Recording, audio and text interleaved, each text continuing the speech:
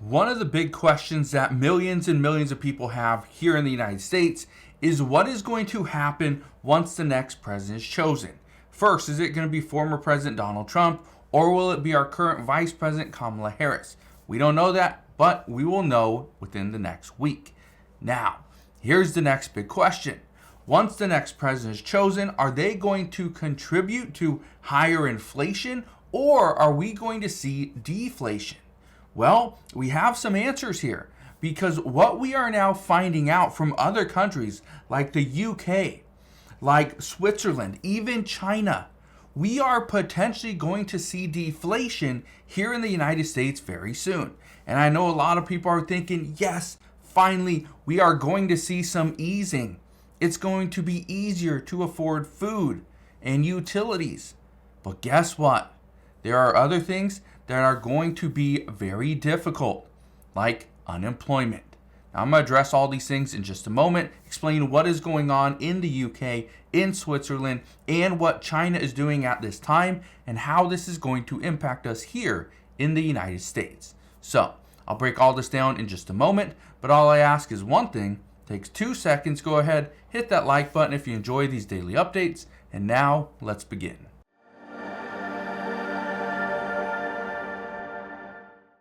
First off, when it comes to deflation, most people think that this is good because now they have more purchasing power. But the problem is there's demand destruction. When we see deflation, it is because people cannot or do not want to buy certain items. Now, not only when we see deflation do we see problems with unemployment, right? We see reduced wages, decreased demand, the economy slows down, a lot of issues here, okay? But another big one, debt goes unpaid. Now, I want to show you what's happening in some other countries. First off, look at this one. It says UK shop price deflation accelerates in October, according to the report.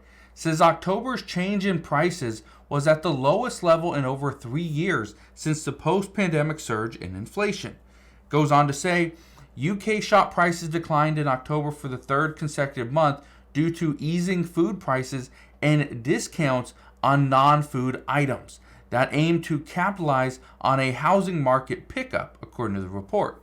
Now, when I see this, the first thing that comes to my mind is people are giving discounts on non-food items because the stores can't sell it. They can't sell it for the price it's currently at. This is one of the reasons why, especially here in the United States, we're coming up on the holiday shopping season. We'll hit Black Friday, Cyber Monday, right? And we'll go right into Christmas. But here's the thing. Stores usually give discounts. They give discounts on certain items or toys or clothing or whatever it may be. And the reason for this is because if you come in and there's all full price, just mentally you're like, well, I'm not going to pay full price for that. Right? I'm going to go get a deal. So they give you a small deal, a little 10% off. But guess what? When you see 10% off, now you start to spend a little bit more. Here's the problem. We're spending on things we don't need. And this year, according to experts, that's exactly what they're planning on, is that the American people are going to buy things that they don't need, or they're going to go and look for things that they don't need, like new TVs, new furniture, new clothing. But then come to the realization that, well, I don't have a lot of extra money anyway, so I'm just not going to buy those things. So you're going to see sales. People aren't going to buy them. They're going to be bigger sales. Stores are going to be hoarding all these products, right? They're going to be stuck with it. They can't sell it. And so eventually, likely in January and February of 2025, these stores are going to liquidate all this inventory. If it doesn't sell, they are going to liquidate it. Guess what happens then? Massive deflation.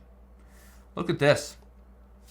It's an article from CNBC, and this says Switzerland is now flirting with deflation, causing a dilemma for its central bank. Now, I want to read some of the key points here. And the reason why I want to read some of these is because, first off, this article just came out today. Okay? Today is October 31st, so happy Halloween for those that do actually go and celebrate this. But I want to read this to you. It says Switzerland could be at risk of slipping into deflationary territory next year as a stronger Swiss franc beleaguers policymakers' efforts to get a handle on price growth. Goes on to say, analysts say it looks increasingly likely that the Swiss National Bank will have to use foreign currency intervention to prevent the country from slipping into a deflationary environment. So they're going to have to use foreign currency to prevent this. Okay. Then it goes on to say right here, it says our forecast is for inflation to fall as low as 0.1% in some months. So it would not take much to push that below zero. Yeah, that's how close we are.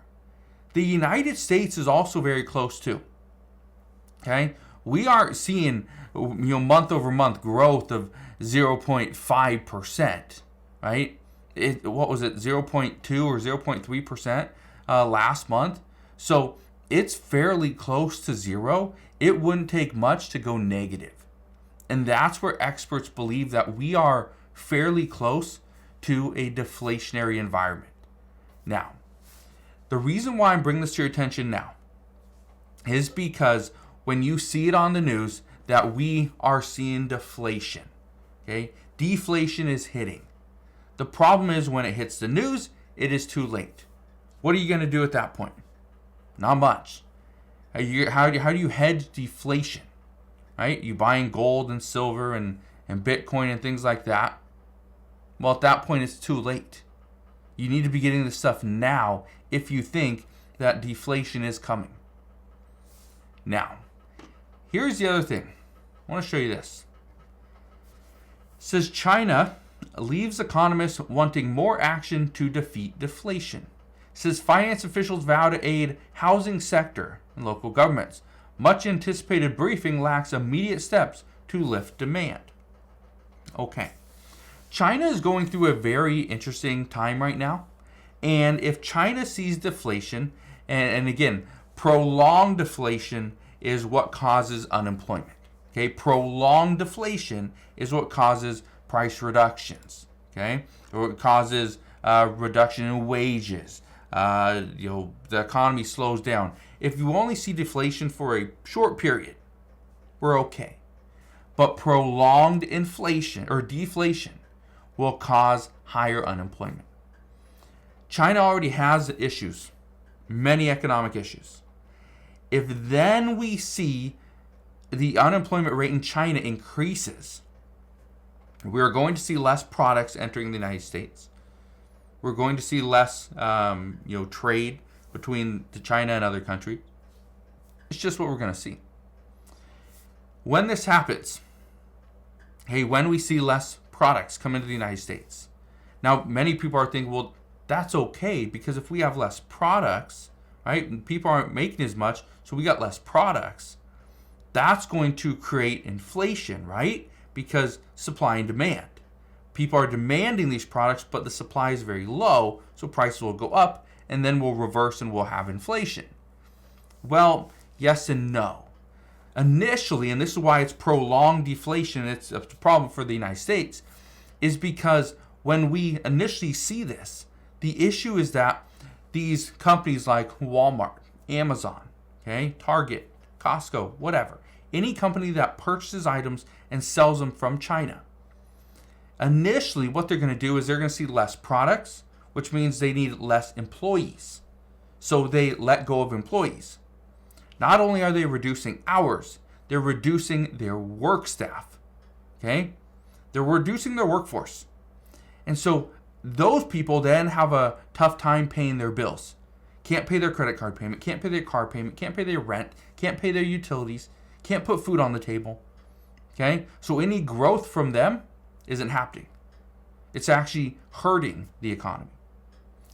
But then eventually, as we start to lay off employees, right, and more layoffs will happen as employees start to get laid off, and then China realizes, we need to make more products. We start sending it out. More products are showing up. People are buying. Now these companies decide to rehire. That's when we see more inflation. But again, that could potentially be a year to 2 years down the road. It's not going to happen in the next 6 months. This is something that experts believe we're going to see prolonged deflation. So we're going to see what happens moving forward, but I just wanted to kind of show this to you and explain this because right now the UK, Switzerland, and China are all anticipating deflation. The United States isn't far behind. And once we hit that deflationary environment, it's going to push many companies and millions of people into panic mode. So we'll see what happens moving forward, but that is what we know as of today. So again, thank you guys for watching. Consider subscribing, and I'll see you guys on the next one.